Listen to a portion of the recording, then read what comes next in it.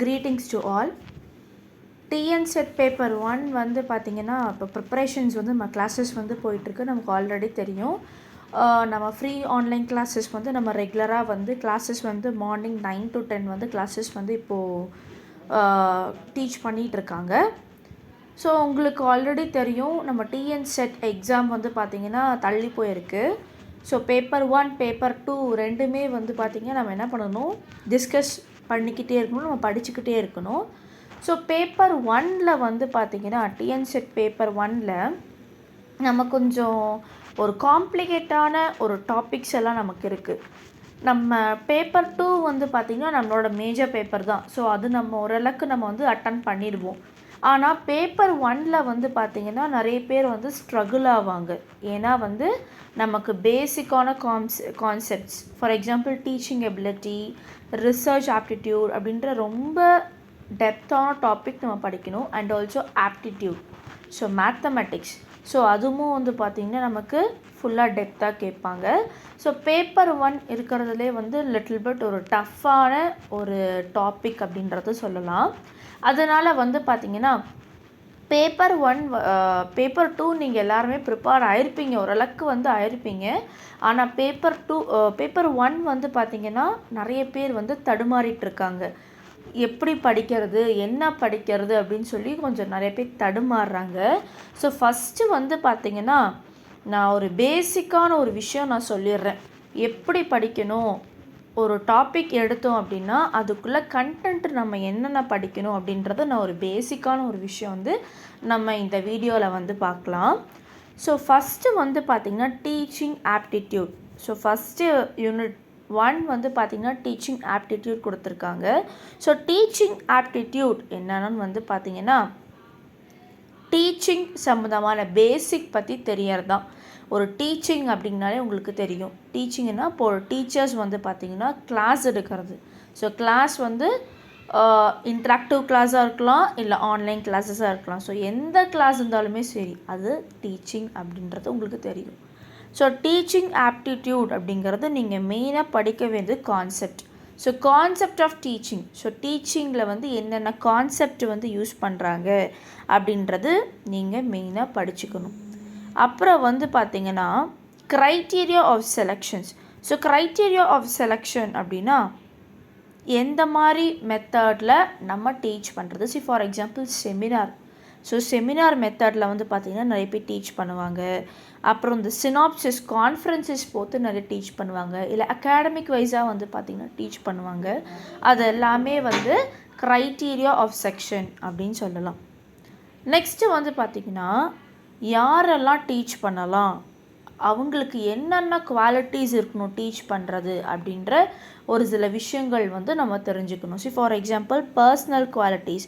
So ஒரு teach பண்ணுறதுக்கு உண்டான குவாலிட்டிஸ் வந்து நமக்கு மெயினாக வந்து தெரிஞ்சுக்கணும். இதெல்லாம் நீங்கள் டீச்சிங் ஆப்டிடியூடில் படிக்கணும். அப்புறம் பர்சனாலிட்டி ட்ரெய்ட்ஸ்.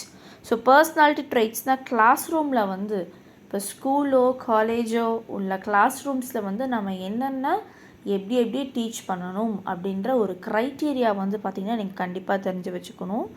அப்புறம் வந்து பார்த்திங்கன்னா நேச்சுரல் ஆஃப் டீச்சிங் ஆப்டிடியூட்.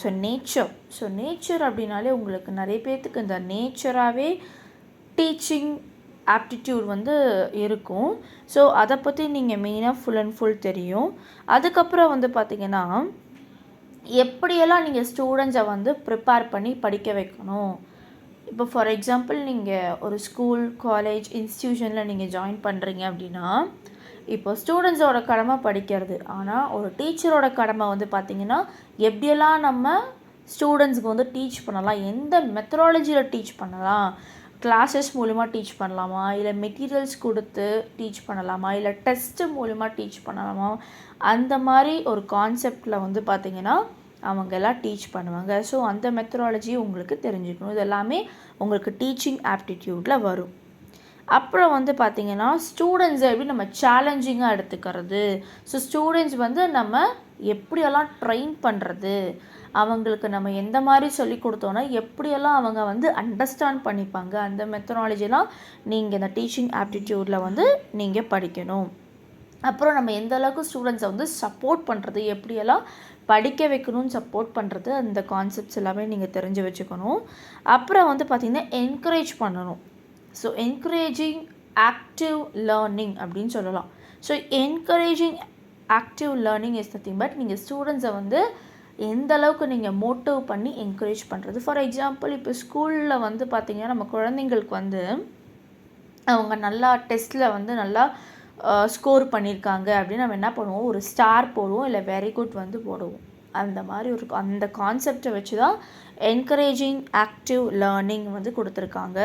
அப்புறம் பில்டிங் கம்யூனிட்டி பற்றி நீங்கள் படிக்கணும். So building community is nothing but நீங்கள் ப்ராஜெக்ட் கொடுக்கறது. குழந்தைங்களுக்கு வந்து பார்த்திங்கன்னா இப்போ நம்ம என்ன பண்ணுவோம், ப்ராஜெக்ட் ஓகேங்களா, ப்ராஜெக்ட் கொடுக்கறது, அசைன்மெண்ட்ஸ் கொடுக்கறது, அப்புறம் அவங்களோட டாப்பிக்கை வந்து ப்ரிப்பேர் பண்ண சொல்கிறது, இது எல்லாமே வந்து பார்த்திங்கன்னா பில்டிங் கம்யூனிட்டியில் வரும்.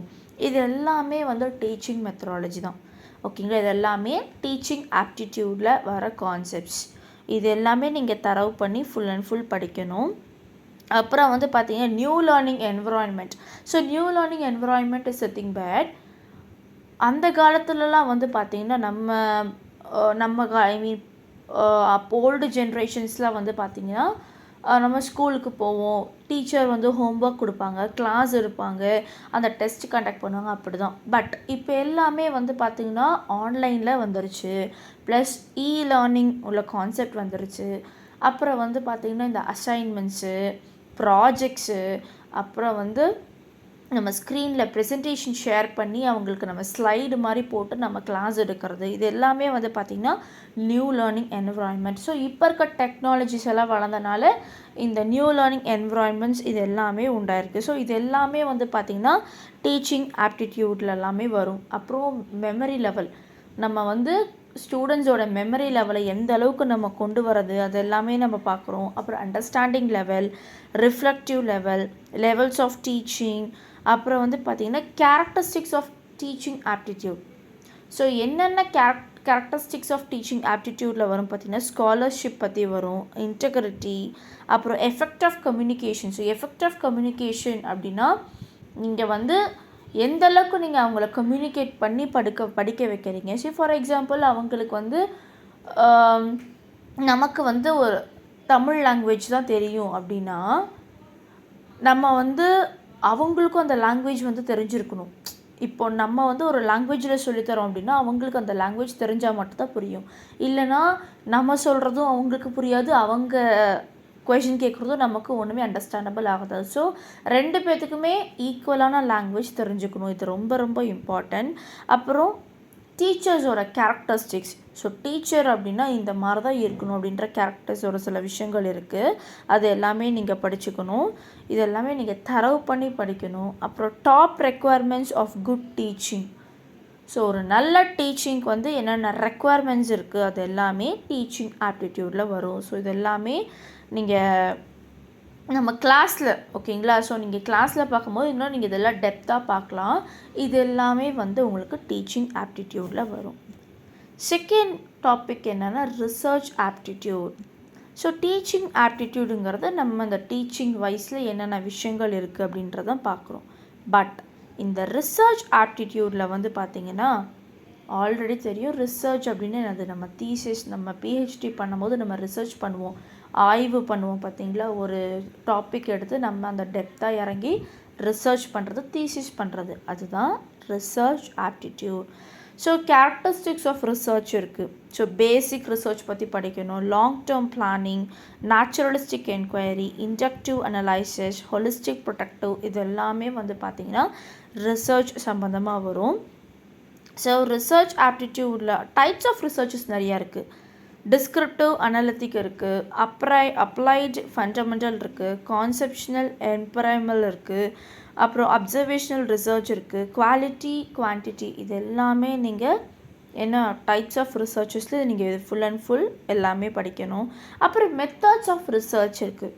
ஸோ மெத்தட்ஸ் ஆஃப் ரிசர்ச்சில் வந்து நீங்கள் என்னென்ன படிப்பீங்க அப்படின்னா ப்ரீ எம்பரிக்கல் ரிசர்ச் பற்றி படிப்பீங்க, descriptive method, experimental method, quality methods, இது எல்லாமே வந்து பார்த்திங்கன்னா மெத்தட்ஸ் ஆஃப் ரிசர்ச்சில் படிப்பீங்க. ஸோ இது நீங்கள் ஃபுல் அண்ட் ஃபுல் வந்து நீங்கள் தரவாக படிக்கணும். அப்புறம் கேஸ் ஸ்டடி நீங்கள் எடுக்கணும். ஓகேங்களா? ஸோ ரிசர்ச் மெத்தடாலஜியில் கேஸ் ஸ்டடி அப்படின்ற ஒரு டாபிக் படிக்கணும்.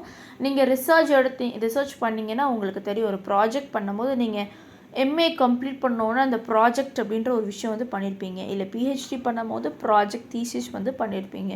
ஸோ இது எல்லாமே ரிசர்ச் ஆப்டிடியூடில் வரும். Third topic reading comprehension.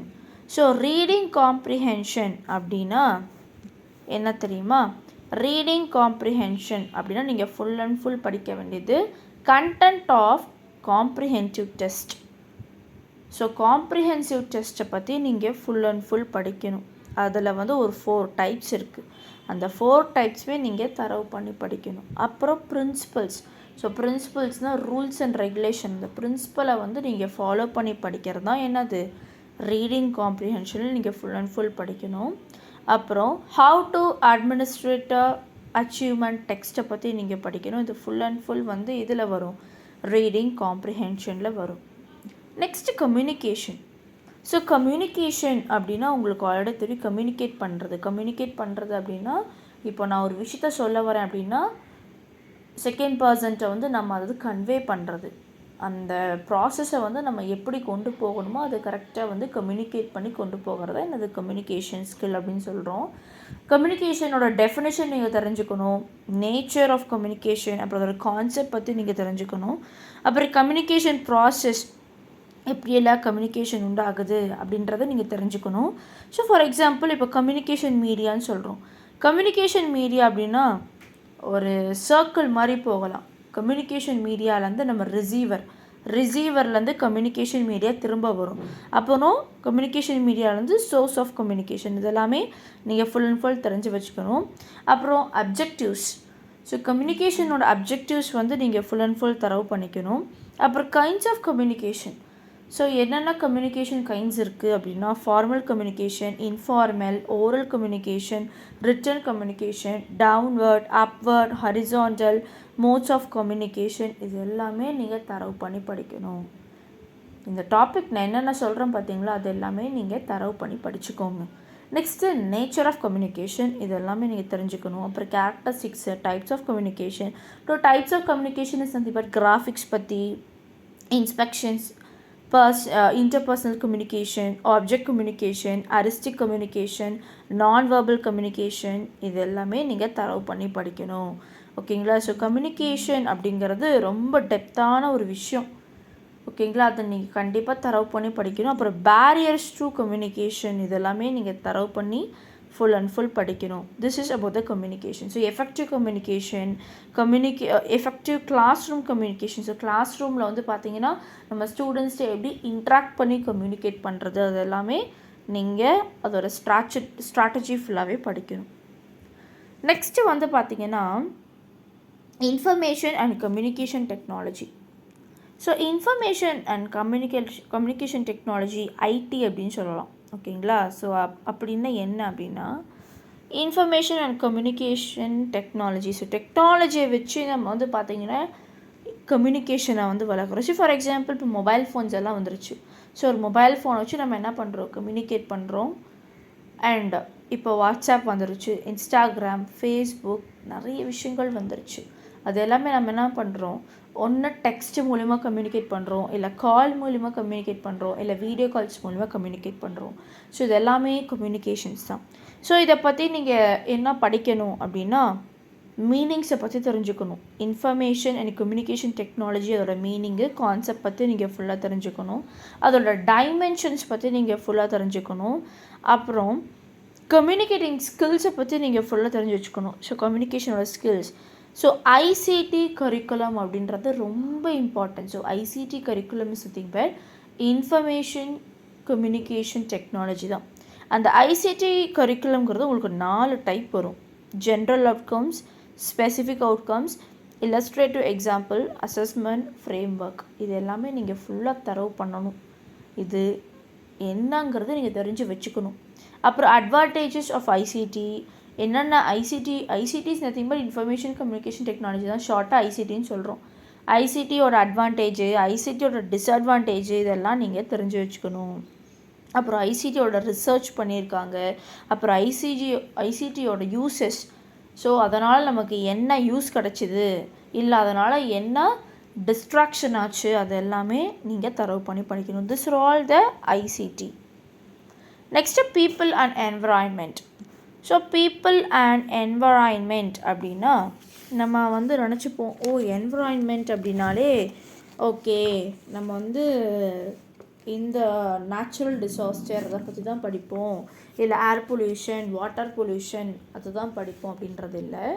So people and என்விரான்மெண்ட்டில் வந்து நீங்கள் ஃபுல் அண்ட் ஃபுல் என்விரான்மெண்ட்டை பற்றி நீங்கள் தெரிஞ்சுக்கணும். ஸோ என்விரான்மெண்ட் அப்படின்ற வேர்டு வந்து ஃப்ரெஞ்ச் வேர்டில் தான் வந்தது, ஓகேங்களா. ஸோ ஃப்ரெஞ்ச் வேர்டில் என்விராய்னர் தலைவி தான் என்விரான்மெண்ட் அப்படின்ற ஒரு வேர்டு வந்தது. அதை நீங்கள் மெயினாக தெரிஞ்சுக்கணும். ஸோ அதோட டேர்ம்ஸை பற்றி ஃபஸ்ட்டு என்விரான்மெண்ட்டோட டேர்ம்ஸை பற்றி நீங்கள் ஃபுல்லாக தெரிஞ்சுக்கணும். And scope. ஸோ ஸ்கோப் அப்படின்னா உங்களுக்கே தெரியும். ஸோ ஸ்கோப்பில் வந்து பார்த்திங்கன்னா 5 டைப் இருக்குது. Natural resources, ecology and biodiversity, environmental pollution and control, social issues, human populations. இதெல்லாம் நீங்கள் ஃபுல் அண்ட் ஃபுல் தரவு பண்ணி படிக்கணும். இது பீப்புள் அண்ட் என்விரான்மெண்ட்டில் இது முக்கியமான விஷயம். அப்புறம் வந்து பார்த்தீங்கன்னா development goals, suitable development goals பற்றி படிக்கணும். அப்புறம் people and environment interaction. So environment வந்து பீப்புள் எப்படியெல்லாம் இன்ட்ராக்ட் ஆகுறாங்க, இல்லை டிஸ்ட்ராக்ட் ஆகுறாங்க அப்படின்றத நீங்கள் ஃபுல்லாக இந்த என்விரான்மெண்ட் அண்ட் பீப்புள் வந்து நீங்கள் தெரிஞ்சுக்கணும். அப்புறம் பொல்யூட்டன் சோர்ஸ், எந்த அளவுக்கு நம்ம வேர்ல்டு வந்து பார்த்திங்கன்னா எந்த அளவுக்கு பொல்யூஷன் ஆயிருக்கு, ஏர் பொல்யூஷன் பற்றி, வாட்டர் பொல்யூஷன் பற்றி. உங்களுக்கு இந்த பொல்யூஷன்ஸ் அப்படின்றது எல்லாமே தெரியும். Air pollution, water pollution, soil pollution, noise pollution பற்றி தெரியும். அப்புறம் local and regional pollution. So local இல்லாமல் ரீஜனல் என்னென்ன பொல்யூஷன் ஆயிருக்கு அப்படின்றது தெரியும். அப்புறம் ஸ்மக்கை பற்றி, ஆசிட் பற்றி, அப்புறம் ஓசோன் டிப்ளேஷன், குளோபல் வார்மிங் பற்றி நீங்கள் ஃபுல் அண்ட் ஃபுல் கான்செப்ட் பற்றி தெரிஞ்சு வச்சுக்கணும். இது எல்லாமே people and environment. Next higher education system. So higher education system is nothing but நம்ம ஆதி காலத்தில் வந்து பார்த்திங்கன்னா இந்த சர்வானா, மனானா, அப்புறம் வந்து பார்த்திங்கன்னா இந்த வேதாந்தா, இது எல்லாமே இருக்குது. புத்திஸ்ட் எஜுகேஷன் இது எல்லாமே படிக்கணும். அப்புறம் வேதாஸ் பற்றி நீங்கள் ஃபுல் அண்ட் ஃபுல் ஹையர் எஜுகேஷனில் நீங்கள் படிக்கணும். அப்புறம் வந்து பார்த்திங்கன்னா இப்போ வர எஜுகேஷன்ஸ். ஸோ இப்போல்லாம் வந்து பார்த்திங்கன்னா நம்ம ஸ்கூல், காலேஜஸ்லாம் போகிறோம், இன்ஸ்டியூஷன்ஸில் போகிறோம், படிக்கிறோம். பட் அந்த காலத்தில் வந்து பார்த்திங்கன்னா இந்த ஆச்சாரியா, உபாதாவியா, சாராகாஷ், குருஸ் இதை பற்றி தான் நம்ம வழிபட்டு நம்ம படிப்போம். ஸோ இந்த எஜுகேஷன்ஸை பற்றி நீங்கள் ஃபுல் அண்ட் ஃபுல் படிக்கணும். அப்புறமே நாலந்தா யூனிவர்சிட்டி அப்படின்றது பீகாரில் ஃபர்ஸ்ட் ஆரம்பித்தாங்க. ஸோ இது எல்லாமே நீங்கள் தரவு பண்ணி தெரிஞ்சுக்கணும். அப்புறம் மேத்தமெட்டிக்கல் எபிலிட்டி. ஸோ மேத்தமெட்டிக்கல் எபிலிட்டியில் நீங்கள் மோஸ்ட்லி தெரிஞ்சுக்கிறது ஃபஸ்ட்டு ரீசனிங்கில் வந்து பார்த்திங்கன்னா series, codes, relationship, analogy, classification இதெல்லாமே தெரிஞ்சுக்கணும். அப்புறம் mathematical ability test, mathematical operations இதெல்லாமே ரீசனிங்குள்ளே வந்துடும். Next logical reasoning. So logical reasoning பற்றி நீங்கள் தரவு பண்ணி படிக்கணும். அப்புறம் டேட்டா இன்டர்பிரிட்டேஷன். ஸோ இதெல்லாமே நீங்கள் ஃபுல்லாக தரவு பண்ணி படிக்கணும். ஸோ உங்களுக்கு ஆல்ரெடி தெரியும், நம்ம இன்ஸ்டியூஷனில் வள்ளுவர் வாசகர் வட்டத்தில் வந்து பார்த்திங்கன்னா டிஎன்செட் பேப்பர் 1 உண்டான ஆன்லைன் கிளாஸஸ் வந்து ஃப்ரீ ஆன்லைன் கிளாஸஸ் வந்து ரெகுலராக கிளாஸ் போயிட்டுருக்கு. நீங்கள் வந்து ஜாயின் பண்ணணும் அப்படின்னு நினச்சிங்கன்னா என்னோடய நம்பர் நான் வந்து ஸ்க்ரீனில் ஷேர் பண்ணியிருக்கேன், 8056713273. அந்த நம்பருக்கு நீங்கள் வந்து ஒன்று கால் பண்ணலாம், இல்லை டெக்ஸ்ட்டு பண்ணலாம், ஓகேங்களா. ஸோ பேப்பர் 1க்கு கிளாஸஸ் போயிட்டுருக்கு. Paper 2 for English only. Paper 2க்கு எதுக்கு இங்கிலீஷ் மட்டும்தான், மற்ற எந்த சப்ஜெக்ட்டுக்கும் இல்லை. பேப்பர் 2 இங்கிலீஷ் மட்டும் கிளாஸஸ் வந்து ஈவினிங் 4 to 5 வந்து கிளாஸஸ் போயிட்டுருக்கு. உங்களுக்கு வேணும் கிளாஸஸ் ஜாயின் பண்ணணுன்னா இந்த நம்பருக்கு கால் பண்ணி டெக்ஸ்ட் பண்ணுங்கள். So thank you.